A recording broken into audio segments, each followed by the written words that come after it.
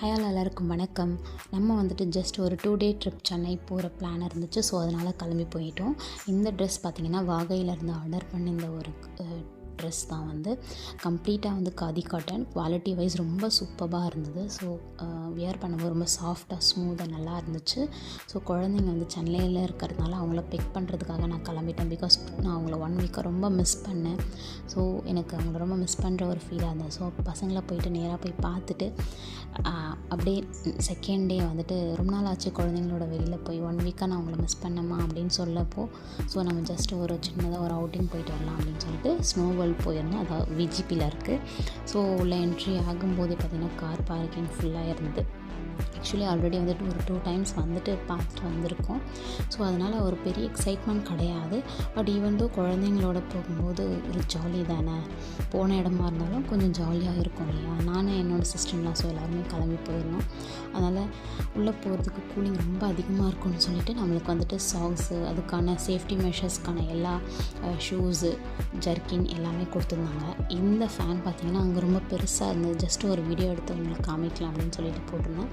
So எல்லாருமே கம்ப்ளீட்டாக வந்து சேஃப்டி மெஷர்ஸ் எல்லாம் வியர் பண்ணி ரெடி ஆகிட்டோம் நாங்கள் உள்ளே போகிறதுக்கு. ஸோ சம்வாட் இவங்கெல்லாம் புதுசாக எக்ஸ்பீரியன்ஸ் பண்ணலாம், கொஞ்சம் ஹாப்பியாகவும் இருந்தது, ஜாலியாக இருந்தது. எனிவே நம்ம எனி டைம்ஸ் வந்து லாஸ்ட் டைம் வந்து போயிட்டு வந்துட்டேன்.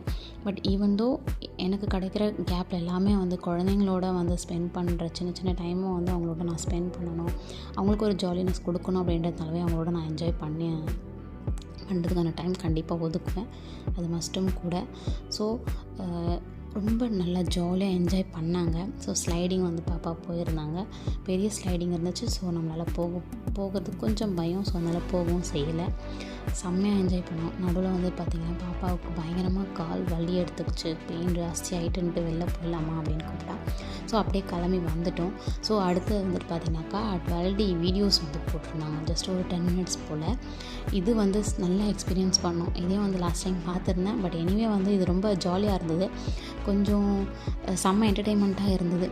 ஸோ அப்படியே ஈவினிங்காக வந்துட்டு ஜஸ்ட் ஒரு சின்னதாக ஒரு ஷாப்பிங், குழந்தைங்களுக்கு ட்ரெஸ் எடுக்கலாம் அப்படின்னு சொல்லிட்டு சின்னதாக அவங்களுக்கு ட்ரெஸ் மட்டும் ஷாப்பிங் பண்ணிவிட்டு நைட்டு வந்து ஸ்டே பண்ணிட்டோம்.